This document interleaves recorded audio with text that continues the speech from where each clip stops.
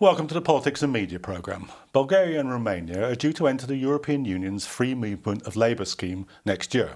The prospect has already sent some sections of the press racing to sensationalist headlines. The Daily Express went with 29 million Bulgarians and Romanians can soon move to Britain. But leaving aside the prospect of entire populations of these countries suddenly deciding to move to the UK, how many of these people will actually come, and what are the likely prospects for them? Also, what will be the political fallout from this enlargement of the European labour market? With me in the studio are Sachrajda, Research Fellow at the Institute of Public Policy Research, Awale Olad, Public Affairs Officer of the Migrant Rights Network and the Parliamentary Liaison Officer of the All-Party Parliamentary Group on Migration, and Mohammed Amin from the Conservative Muslim Forum. On the phone we have Robert Olds, Director of the Bruges Group. Welcome to the programme, everybody. Alice, so what do we realistically think might happen here? Well, I think it's very difficult to put an exact number on it.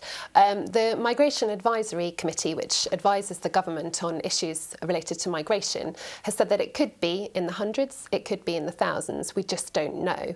And I don't actually think it's particularly helpful at this stage to try to pin an exact number on it. I think what's important now is to be looking at the kind of impact that this migration will have on the country. Do you think that perhaps, well, do you think that what's happening here is a comparison is being made with the opening up of the EU on a previous occasion, and is a likely similar scenario going to happen, or are there differences now? Well, there is a legitimate anxiety. The main differences are that the UK opened the labour markets with a couple of other member states back in 2004. Now all member states are going to open up their labour markets to Bulgarian and Romanian migrants, which realistically means that the Romanian Bulgarian migrants probably won't all swarm to the UK. They have a lot of other options to go to. The studies show that they're most likely going to end up possibly mainly in Spain, Italy, and possibly accessing labour markets in Germany as well as France. And obviously the UK is another good option. Mohammed, what's the Conservative Party's reaction to this? Because, I mean, it's under pressure from UKIP. Perhaps the right and the anti-immigration lobbies will have a lot to say about this. So what do you think is the right thing for the Conservative Party to be saying? Well, the position is quite straightforward. The UK is a signatory to the European Union treaties. We have signed up to the free movement of labour, and 7 years ago, after Romania and Bulgaria were admitted to the EU, it was agreed that after a transitional period which was the same for all countries, the free movement of labour would apply, which is fundamentally different to the great cock-up in 2004, when the Labour government opened the market for the UK, while Germany, France and everywhere else had this transitional period, so which is no surprise why so many Poles came here. Now, as my colleague has just said, it's going to be fundamentally different, because all the 25 countries in the EU, other than Bulgaria and Romania, are opening their labour markets at the same time. So there's a very large number of countries for people to go to, and the country benefits by having enterprising, hard-working people coming here to work if they come. Robert, let me bring you into the discussion here. So, I mean, you know, a couple of guests in the studio here have said, look, this is fundamentally different than the opening up before. This is going to be the whole of Europe that's opening up together. So that they don't foresee any kind of problem in the way that it was posed, at least by some, that there was a problem last time. Well, what we need is some transparency. Now, the Secretary of State for Local Government and Communities, Eric Pickles, has admitted that his department has an estimate of how many people are expected to come, yet he won't tell us. That is profoundly undemocratic for a minister to be having information and not sharing it with the population. It goes against the principles of freedom of information. Now, one of your previous speakers mentioned that he expects that people from Bulgaria and Romania are likely to seek work in Spain. Well, sorry, but there are no jobs available in Spain. There's less jobs available as well in Italy. There was a position where Bulgarians and Romanians particularly did find employment in Spain when they had their housing boom. Now, of course, they have a very severe bust, and more than 1 in 4 are now unemployed. So there is a high likelihood that there will be a significant number of people coming to the UK. And of course, it is not to this country's benefit. It's been estimated that having many people come to this country adds costs but they're finding employment in areas of low productivity. So the benefit to the British economy is actually nil. To be more precise, it's actually a drain on this country's resources, particularly at a time when we're having austerity at home. And to have greater immigration is actually making it harder for other people to find work. It lowers the mean average wage, and of course just deprives other people from jobs and adds costs onto social services and communities which are already finding it difficult to integrate the immigrants that we do have. So do you think that we should increase the minimum wage and enforce it, and that would solve the problem, wouldn't it? Well, people are... The minimum wage isn't really enough for people in London to live on, because the cost of living is, of course, no, so you're in favour so of increasing the minimum wage to a living, say, the London living wage? Well, the problem is that many of these jobs are low productivity. People find employment within the black economy. Many people take jobs cash in hand. When, of course, the Polish people came here in 2004, the government estimated that it would be 13,000 people. It was then well over 300,000, and that's perhaps a conservative estimate. And, of course, you could see in many communities which had these massive changes to their populations, many people were queuing up to find jobs where the money is paid cash in hand. OK, well, let's take up some of those points in the studio. Mohammed, what about this transparency question? If Eric Pickles has the figures, why can't he tell us? I can't answer for Eric Pickles, but the key question that I would say in response is a national estimate isn't actually much use to anybody, because if people come to the UK to work, they come and live in particular areas. So local authorities need to do forecasts of how many people will be living in that local authority. That includes not just the movements of Bulgarians and Romanians, it includes movements of other people from elsewhere in the European Union. It includes movements inside the UK. If somebody from Scotland comes to live in Milton Keynes, that's relevant to the local authority in Milton Keynes. And trying to guess how many Bulgarians or Romanians come here, to my mind, seems like an exercise in futility. A national estimate is of no meaningful value for any purpose.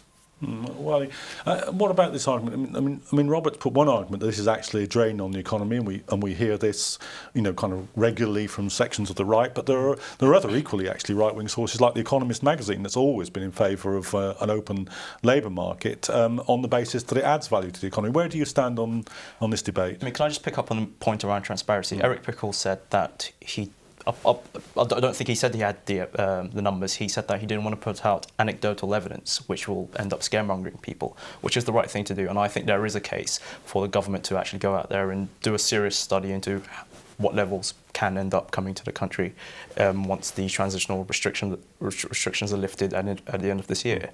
On your point around accessing the labour market, yes, I mean, people do. The reason why the transitional restrictions are being lifted is because the labour markets need to open up to all the countries that are exceeding. Once they exceed, they need to be able to access the labour market. Around impacts, I think that you mentioned earlier the Gang Masters Licensing Authority. That's very crucial in protecting workers from abuse, from exploitation, and slavery as well. So that's going to be crucial. We need to give it more teeth. We need to ensure that all employers are paying people the right wages. We need to ensure that people aren't being exploited and labour is being imported, whereas local labour is being put to one side. That's absolutely wrong. I don't think that's the right thing to do. What do you think the government might sort of seriously put in place if it were concerned that these numbers might be large? Now, they might be nothing, but they might be significant. Yeah, I think that's exactly the right question that we need to be asking at the moment, because, as Awale said, spending a lot of time speculating over the numbers is not helpful.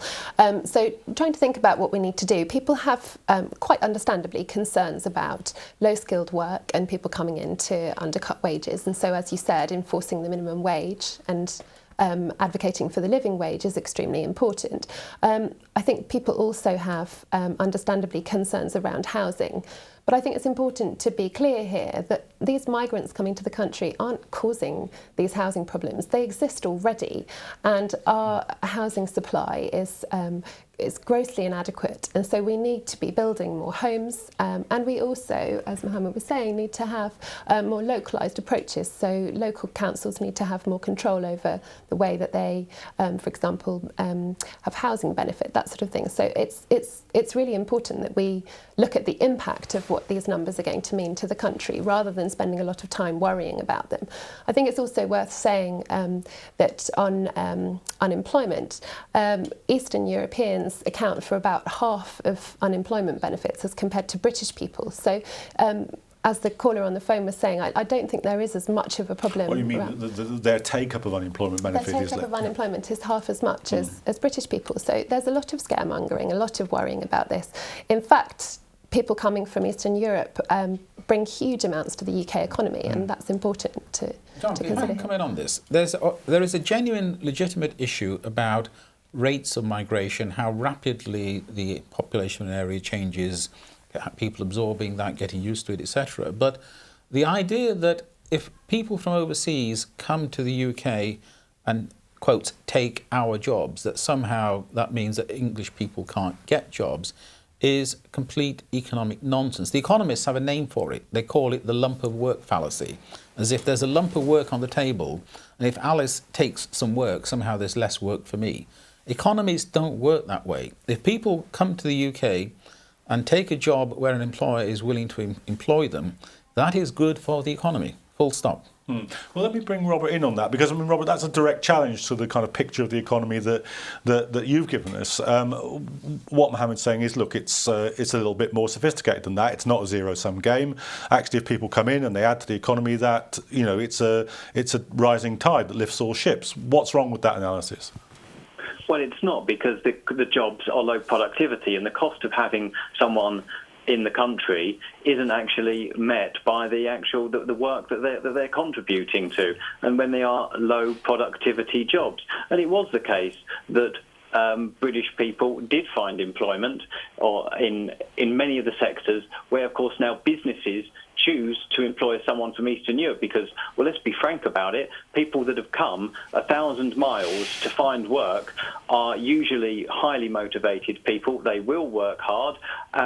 They will be very dedicated to their job, and they, of course, and in some cases have a stronger work ethic, and of course, in some cases, can well be better educated, because we do have problems with the education system. Sounds like you're selling them selling them rather strongly to the employers there, aren't you? Are choosing to employ people from Eastern Europe, and of course, the effect of that, if you supply more people into a labour market, then it is inevitable that the average wage will fall. That is something that happens, and it is a cost to the economy to have more people coming into this country. And it's people saying, oh, we shouldn't be putting out estimates. We need to plan and find out what the figures are, and then of course local government can move forward. Eric Pickles should be honest and open.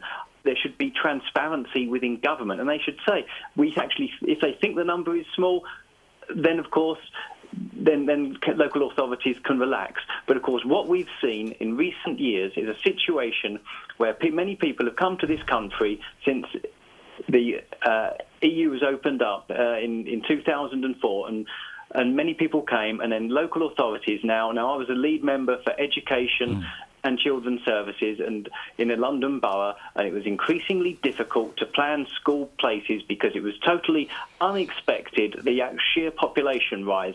And if the local government secretary isn't being honest and open with us again, then we might find further difficulties. Okay, well, Awale, let me bring you back in on this now. Some people say there are some figures that show that in some areas where, when the EU opened up before, wages did drop by 1%. Is that a legitimate fear or not? Studies have been done into this. There isn't conclusive evidence that says wages put great downward pressure on. Migrants put great downward pressure on to wages. There is some evidence that says they do, but it equals out to about 3p per person. And there's also the whole debate around displacing workers who already are here, and whether they're being pushed out of the market to be replaced by people who want to work for low wages. So there isn't great conclusive evidence that says that's the case. I mean, surely the point is here that the race to the bottom in terms of a low-wage economy isn't just a question of people coming from other countries. You can go to a low-wage economy without any immigration at all. That's by downward pressure on the domestic wage front. So this isn't. It's not my point is it's not a migration problem. It's a low-wage problem across the economy. Yeah, and I think it is something that we need to address, and so enforcing the minimum wage is crucial here, and that's something that's really important to prevent that undercutting taking place. I think it's also worth noting that there are sectors in the economy that actually really need this kind of migration. Fruit pickers come over from Romania and Bulgaria and are absolutely invaluable here. There are some farmers that are really concerned that the changes now are going to mean that Romanians and Bulgarians are open to other areas of the labour market, and so the seasonal agricultural workers scheme could suffer as a result. So I think we need to look at the way how we can try to encourage migration into these particular areas as well, these particular sectors. And the solution for unemployed young people is to improve their education and improve their work skills. It's not to try to keep out people from elsewhere in the European Union. I would agree with that. Yeah. Yeah, so Robert, don't you feel sometimes when you're putting this argument that it's a kind of outdated argument? Because, I mean, this has been said about the Irish in the 19th century, about Jews at the turn of the century, about Afro-Caribbeans in the 50s and 60s, and, hey, we're still here. Well, one of your colleagues, or one of the other people speaking, mentioned that these arguments are right-wing. Actually, it was many people on the left actually were opposed to people from the Caribbean coming to this country from the 1950s and throughout the 1960s. Many people who the trade unions that represented working class employment.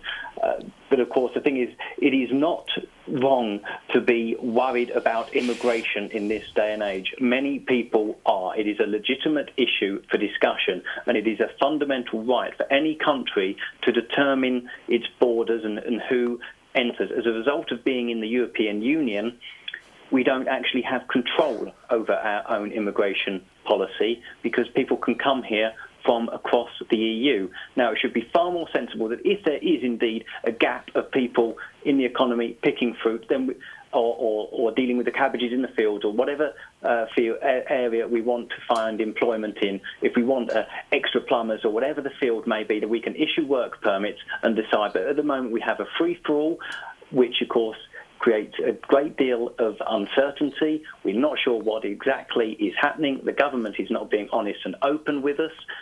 And we need to be able to plan effectively. And if there is a need, then we have a system of work permits. We have that for people from the who come here from the Indian subcontinent. If there's a gap, we give work permits, and that works or has worked fine before the government's quota system came in.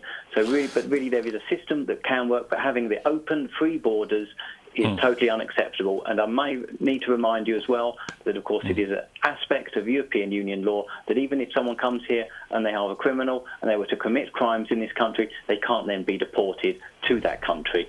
Even someone who has a criminal record, as long as they're an EU citizen, has the right to come here. That's not appropriate. Really, we should be allowed to. Well, okay. Let's bring some of those in. So, Mohammed, what would your point be in reply? What he's saying, first of all, is that he doesn't like being in the EU. Full stop. He doesn't like the free movement of labour. Remember, the free movement of labour works both ways. My niece and her husband have just moved from Northampton area to Munich because he works for a German multinational. You've got a British citizen. Multinational wants to move into Germany, he just moves. You know, we have free movement of labour. It cuts both ways. And the whole point of having the free movement of labour is, which is that one of the things that's been right there at the beginning from the very beginning of the EU is because it makes our economies work better. And that is good for everybody. It's good for the British economy, it's good for the German economy. Well, I mean, there's some fear here, that although there are many cases, and no doubt the south of Spain would look different if it weren't for British immigration there. There's some argument that this only happens from poor to to rich countries. Is that true? And if it is true, so what? Well, I mean, what you have to first, I mean, yes, I absolutely agree. This is about the debate around the EU, and I think one of the reasons why the government doesn't want to be overzealous with numbers is once they get their position on where they want to be in 5 years' time, that's when you're going to see some movement around what powers they will try to repatriate. And I think immigration and other elements such as justice would be one of the few powers they would like to repatriate if they wanted to see a new type of EU. The debate around whether migrants are moving because they're poorer, I think that's a difficult one, because EU enlargement accession rules state that you have to come from a growing economy to be able to accede into the EU. So countries have to be able to reflect other member states in terms of where the economies are going. So what you see is you actually see poverty. Sorry? Bulgaria and Romania have severe poverty. They have very poor economic conditions. So the enlargement of the EU is always driven by political factors rather than economic. And the poverty is significant. I respectfully disagree. There is both a push and a pull factor into this country in that. Robert, he's answering your previous set of points, Robert. So if you just let him answer your previous set of points before making another series, I think we'll probably get a better discussion. I respectfully disagree with Robert.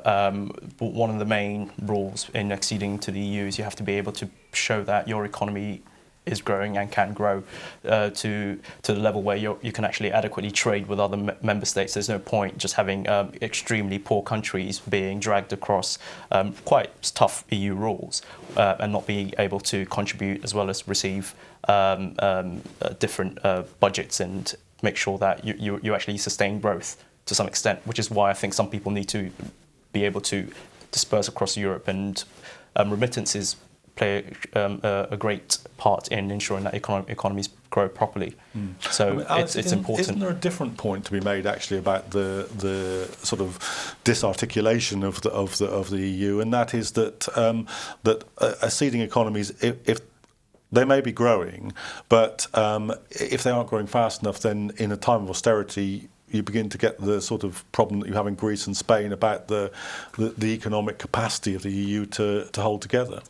I mean, I think that there are some serious concerns about this, but I think, as Mohammed was saying, it's really important to think about what we do in our country, the kind of impact that will have in other countries. And, you know, there are about 1 million Brits living overseas. That doesn't even include people who have second homes. It would affect the travel arrangements, it would make everything more time-consuming, more costly. So we have to think about what we do in this country, the way that we change our rules here, how that will impact on others as well. This is it's an incredibly complicated kind of area, and the economic situation is very unknown. But I think kind of considering those kind of things is also really important here. Do you think there could ever be a kind of Fortress Britain solution to this, that we just pull up the drawbridge and say, you know, we've got people here, we're going to employ them, and everybody else can just stay out?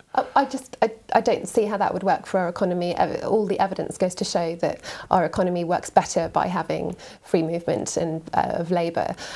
We need to harness that, but we need to make it work. And I think people do have real concerns at the local level, and people have worries about their communities and about issues like housing. And so we do need to look at the impact of that. But I think spending a lot of time worrying about the numbers and worrying about how many people are going to come and speculating over figures isn't actually really very helpful. We need to try to look at the impact of what those migrants are actually going to bring to this country and how we resolve some of the problems. OK, that's where we're going to have to stop it, I'm afraid. But do join us for the second part of the Politics and Media programme, where we'll be asking the question of whether the government is fiddling the unemployment figures. So join us after the break.